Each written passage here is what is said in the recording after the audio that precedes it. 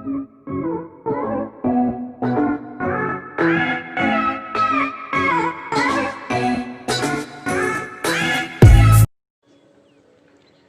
चलिए देखिए, अब तक आप लोगों को बताया गया मृदु जल और कठोर जल बताया जा रहा था। उसमें मृदु जल में आपको बताया गया कुछ मृदु जल क्या होते हैं, उसके प्रकार भी बताए गए।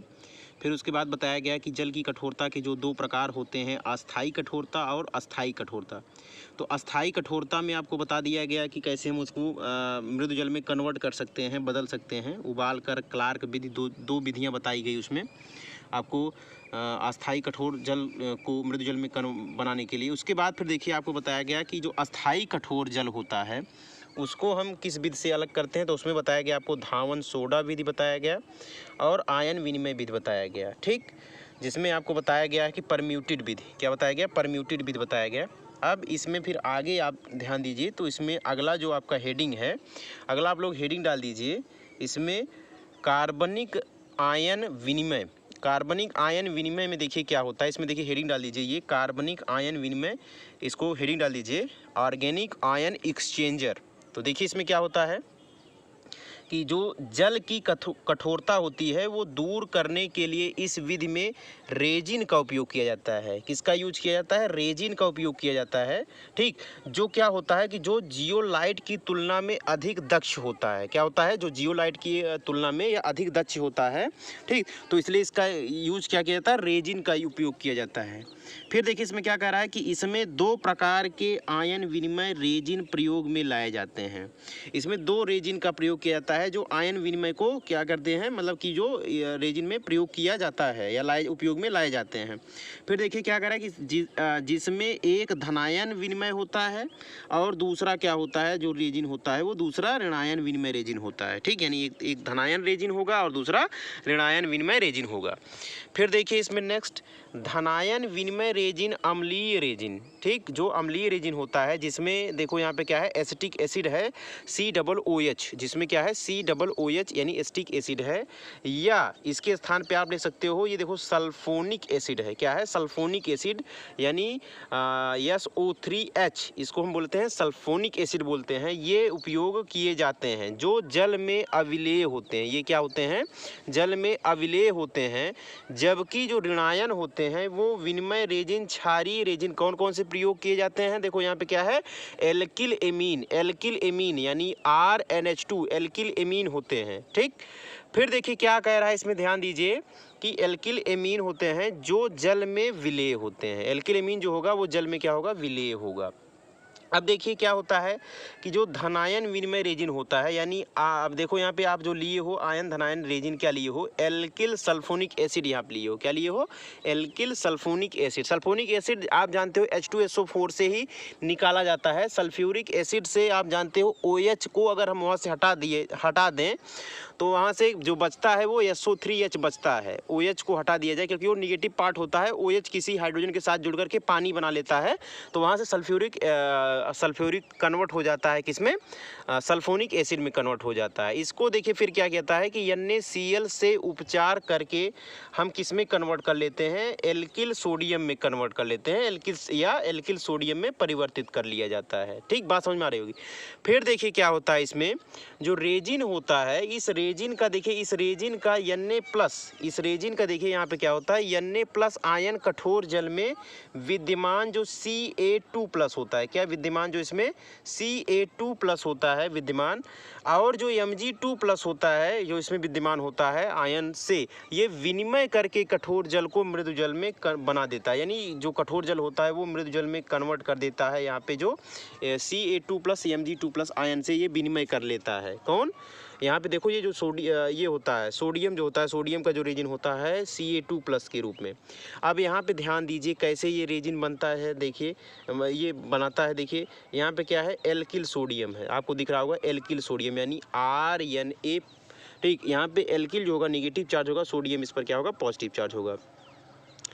M2, यहाँ पे ध्यान दीजिए, M2 का मतलब ये है कि जो यहाँ पे पॉजिटिव चार्ज वाला जो धनात्मक होगा, यानी जो आपका मैग्नीशियम होगा, कैल्शियम होगा, जो भी इसमें विद्यमान हो, इसको देखो कन्वर्ट कर देता है। देखो ये यहाँ पे देखो ये सॉलिड फॉर्म में है, ये देखो एक्वस फॉर्म में है, एक्वस फॉर्म में ही होगा वो। फिर अब देखो ये कन्वर्ट कर देगा। देखो R2 कहाँ से है, देखिए यहाँ पे ये 2 टाइम्स हो जाता है, 2 टाइम्स हो जाता है, क्योंकि N भी 2 टाइम्स यहाँ पे अब मिल जाएगा आपको, यहाँ पे भी N भी 2 टाइम्स मिल जाएगा। तो देखो 2R यानी R2 के रूप में, और M पे 2 प्लस चार्ज है, 2 प्लस और यहाँ पे 1 माइनस चार्ज है। तो इसको बनाने के लिए हमको R2 बनाए, जैसे सूत्र बनाया जाता है तो सूत्र में आपको आसानी से क्या करते हो, देखो ध्यान से क्या किया जाता है, सूत्र जब आप बनाते हो तो अगर R माइनस है, यहाँ पे R माइनस है और यहाँ पे देखो M2 प्लस है, M2 प्लस है, तो आप जानते हो सूत्र बनाने के लिए आपको 9 और 10th में बताया गया है कि इस जो आयन को होता है इसको इधर ले जाओ, इसको इधर ले जाओ। तो यहाँ पे क्या हो जाएगा, देखो अब ये 2 को यहाँ पे लेके आए तो यहाँ पे क्या हो जाएगा, 2R की आवश्यकता होगी यहाँ पे, और जो यहाँ पे होगा M2 था, तो M2 दो को यहाँ पे जब आएगा तो M केवल एक ही M रह जाएगा, एक ही M रह जाएगा। तो देखो सेम इसी प्रकार से बनाया गया है। तो जब इसको बनाया जाएगा, क्योंकि एक ही M है, इस पर 2 प्लस चार्ज हो गया, अब इस पर 2 निगेटिव चार्ज हो जाएगा, इस पर क्या हो जाएगा, 2 निगेटिव चार्ज हो जाएगा, क्योंकि देखो इस पर 1 माइनस चार्ज था तो 2R के लिए 2 निगेटिव चार्ज, तो 2 निगेटिव चार्ज और 2 पॉजिटिव चार्ज यहाँ पे हो जाएगा, तो दोनों क्या हो जाएंगे, एक यौगिक के रूप में बन जाएगा। तो आप ध्यान दीजिए इसी के साथ देखिए अब यहाँ पे क्या हो जाएगा, ये R2 और M यहाँ पे बन जाएगा, प्लस जो सोडियम, क्योंकि ये देखो यहाँ पे 2 टाइम्स हो चुका है, 2 टाइम्स क्योंकि आगे 2 लग गया है, तो यहाँ पे जो सोडियम होगा ये देखो निकल जाएगा, Na प्लस के रूप में यहाँ से क्या हो जाएगा, ये निकल जाएगा एक्वस फॉर्म में। ठीक, बात समझ में आ गई है।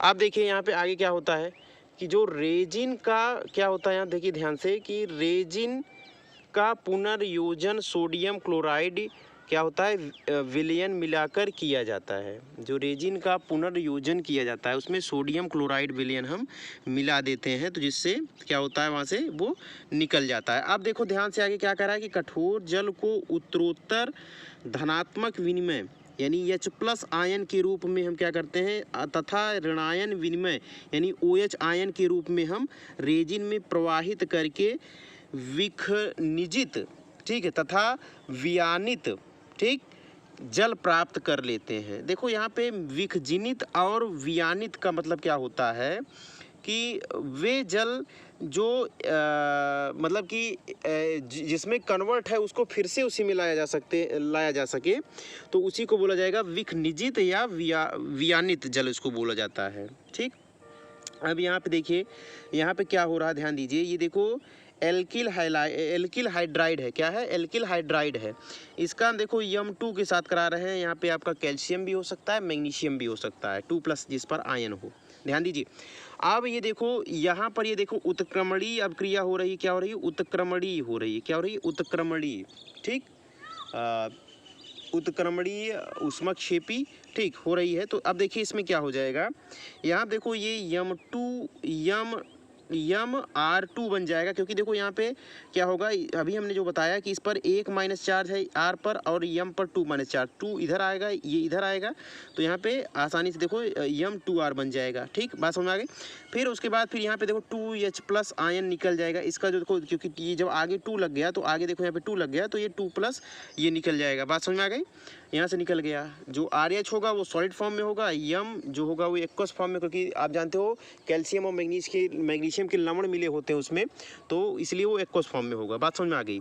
आप देखिए इसमें क्या होता है कि ये आयन विनिमय के इस क्रम में H+ का क्या कहता है, विनिमय कठोर जल में विद्यमान जो Na+ होता है या कैल्शियम 2+ होता है, Mg2+ होता है एवं अन्य धनायनों द्वारा हो जाता है, अन्य धनायनों द्वारा हो जाता है, जिसके फलस्वरूप प्रोटॉन का प्रतिस्थापन हो जाता है। यहाँ से देखो क्या हो जाएगा, इनका जो प्रोटॉन होगा इसका क्या हो जाएगा, प्रतिस्थापन हो जाएगा, सोडियम कैल्शियम मैग्नीशियम का प्रतिस्थापन हो जाएगा तथा जल अम्लीय हो जाएगा। जल क्या हो जाएगा, अम्लीय हो जाएगा। यानी कि ऋणायन विनिमय के दूसरे प्रक्रम में देखिए अभिक्रिया जो होती है उसको ध्यान दीजिए। तो जो इसका विनिमय हो रहा है ध्यान दीजिए, इसमें क्या हो रहा है अभिक्रिया में देखिए, तो देखो यहाँ पे एल्किल एमीन है, क्या है, एल्किल एमीन यानी RNH2 है, ठीक, जो कि सॉलिड फॉर्म में है। इसका लिक्विड में यानी H2O के फॉर्म से देखिए इसका क्या कराते हैं, हम अभिक्रिया कराते हैं। तो यहाँ से क्या होगा, जो ये H होगा ठीक, H प्लस OH माइनस के रूप में टूटेगा। तो H यहाँ पे जुड़ जाएगा, H यहाँ पे जुड़ जाएगा और जो OH होगा इसका अलग हो जाएगा, क्योंकि जो वाटर होता है वो H प्लस, क्योंकि देखो यहाँ पे RN, ठीक, N में आप जानते हो एक बॉन्ड इसके जुड़ा है और H जो है यहाँ पे आप जानते हो कि एक हाइड्रोजन ऊपर जुड़ा है, एक हाइड्रोजन मान लीजिए नीचे जुड़ा है, ठीक। इसकी जो एक बैलेंसी होगी, अब इसके साथ यहाँ पे क्या जुड़ जाएगा, देखो ध्यान से, यहाँ पे H जुड़ेगा और जो इसका देखो, क्योंकि नाइट्रोजन पर इस पे आउटर मोस्ट में इसके 5 इलेक्ट्रॉन होता है, तो एक बचा है, उसके साथ क्या जुड़ जाएगा, उसके साथ जो जुड़ जाएगा वो देखिए यहाँ पे OH जुड़ जाएगा, क्या जुड़ जाएगा, OH जुड़ जाएगा, ठीक। तो ये जुड़ जाता है। तो अब देखो आसानी से कि ये एक्वस के फॉर्म में पाया गया। फिर देखिए क्या होता है, ये देखो ये जो आपको मिला था यानी RNH3 प्लस और OH माइनस जो मिला था, इसका हम जब हाइलाइट से रिएक्शन कराएंगे, किसके साथ, हाइलाइट से, तो हाइलाइट क्या करेगा, वहाँ पे जो OH होगा उस OH को हटा देगा और हाइलाइट खुद जाके जुड़ जाएगा। तो देखो यहाँ पे हाइलाइट जुड़ गया और OH को वहाँ से हटा दिया, OH देखो यहाँ से अलग हो गया एक्वस के रूप में, ठीक। अब देखिए क्या होता है, इस जो OH होता है इसके आयनों का विनिमय जल में विद्यमान जो ऋणायन होते हैं, ठीक, X निगेटिव यहाँ है जैसे, या क्लोरीन, फ्लोरीन, ब्रोमीन, आयोडीन, कुछ भी हो सकता है। यक्स का मतलब होता है हाइलोजन से है, ठीक। फिर यहाँ पे देखिए ध्यान से, यहाँ पे ध्यान से देखिए तो क्या कह रहा है कि जो ये देखो यहाँ पे HCO3 माइनस या SO2 4, ठीक है, यहाँ पे 2 माइनस है, इसको विस्थापित कर देता है, विस्थापन द्वारा इसको कर देता है। इस प्रकार मुक्त OH जो होता है ये आयन धनायन विनिमय से मुक्त H प्लस आयनों से अभिक्रिया करके जल यानी उदासीन कर देता है, जल प्राप्त यानी जल बन जाता है। इस प्रकार ये मृदु जल प्राप्त हो जाता है। अब देखो यहाँ पे जो ये H है, जो इससे जो ये प्राप्त हुआ था OH, इस H के साथ अभिक्रिया कर लेगा और वाटर बन जाएगा, जो कि मृदु वाटर मिलेगा। बात समझ में आ गई।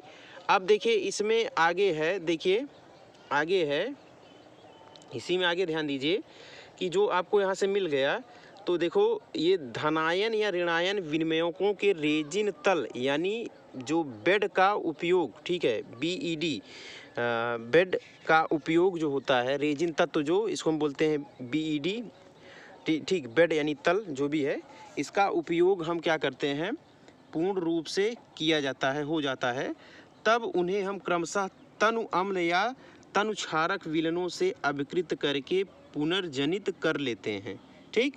एक तो ये आपकी अभिक्रिया हो गई, यानी कैसे हम प्राप्त करेंगे मृदु जल, कैसे प्राप्त करेंगे, तो कार्बनिक आयन विनिमय विधि यहाँ पे समाप्त हो गया, ठीक। अगर कोई चीज़ में प्रॉब्लम होगी तो आप लोग पूछिएगा। फिलहाल आगे देखिए यहाँ पे क्या है, कैलगॉन विधि, क्या है, नेक्स्ट आप हेडिंग डाल लीजिए कैलगॉन विधि। कैलगॉन विधि में देखिए क्या होता है, ये लास्ट विधि है इसको बनाने का, कैलगॉन विधि। तो इसमें ध्यान दीजिए कैलगॉन विधि में होता क्या है, ध्यान दीजिए कैलगॉन विधि में क्या होता है। देखिए कैलगॉन विधि, तो यहाँ पे देखिए कैलगॉन विधि है। इस विधि में कठोर जल को जब सोडियम पॉलीमेटाफॉस्फेट यानी NaPO3, ये X टाइम होगा, X जितना ज़्यादा बढ़ेगा, ठीक है, उतना ज़्यादा ये क्या होगा, पॉलीमेटान, क्योंकि एक से अधिक होगा। तो जहाँ X का मान उच्च अर्थात 100 तक भी हो सकता है, या सामान्यतः सोडियम हेक्सा मेटाफॉस्फेट, यानी देखो यहाँ पे क्या है, Na2 Na, देखो बाहर भी Na2 है और ब्रैकेट के अंदर भी Na4PO3 6 हेक्सा है, ठीक है, क्या है, हेक्सा मेटाफॉस्फेट है। तो इसके साथ अभिकृत कर लिया जाता है, किया जाता है। तो कठोर जल में जो विद्यमान कैल्शियम और मैग्नीशियम आयन होता है ये अप्रभावी हो जाते हैं, क्या हो जाते हैं, अप्रभावी हो जाते हैं, जिनके फलस्वरूप यहाँ से मृदु जल आसानी से प्राप्त कर लिया जाता है। तो देखिए इसमें क्या कह रहा है कि ये अप्रभावी हो जाते हैं क्योंकि ये आयन सोडियम हेक्सा मेटाफॉस्फेट यानी कैलगान से अभिक्रिया करके विलयशील कैल्शियम और मैग्नीशियम के संकर लवण बना लेते हैं। क्या बना लेते हैं, कैल्शियम या मैग्नीशियम के संकर लवण बना लेते हैं। अब यहाँ पे ध्यान दीजिए कि जो कठोर जल होता है, देखो इसमें कैल्शियम यहाँ पे क्या है, CaCl2 है और ये क्या है, सोडियम मेटाफॉस्फेट है। तो देखो क्या बना लेगा यहाँ पे, देखो जो इसका जो ये कैल्शियम है, ये कैल्शियम आ जाएगा इस सोडियम के स्थान पे आ जाएगा, बाकी सब वैसे ही रहेंगे। तो ये देखो ये विलयशील होगा, यानी कि ये सोडियम को यहाँ से विस्थापित कर देगा और सोडियम के स्थान पे कैल्शियम आ जाएगा। ये विलयशील होगा, क्या होगा, ये विलयशील होगा, ठीक। और सोडियम क्लोरीन के साथ अपक्रिया करके, देखो ये जो क्लोरीन है, इस क्लोरीन के साथ अपक्रिया करके ये लवण के रूप में अलग हो जाएगा, ठीक। इसी प्रकार मैग्नीशियम जब होगा, कैल्शियम का आपने किया, मैग्नीशियम का भी देख लीजिए। तो MgSO4 का जब हम कराएंगे किसके साथ, सोडियम हेक्सा मेटाफॉस्फेट से कराएंगे, सोडियम मेटा हेक्सा फॉस्फेट से कराएंगे। तो यहाँ पे जो मैग्नीशियम होगा, ये मैग्नीशियम इस सोडियम को वहाँ से विस्थापित कर देगा और वहाँ पे जुड़ जाएगा, ठीक, जो कि विलयशील होगा। तो यहाँ पे देखो जुड़ जाता है। और जो ये मैग्नीशियम होता है, ये जो सोडियम होता है, ये सल्फेट के साथ अपक्रिया कर लेता है और यहाँ पे सोडियम सल्फेट बना लेता है, ठीक। बात समझ में आ रही होगी।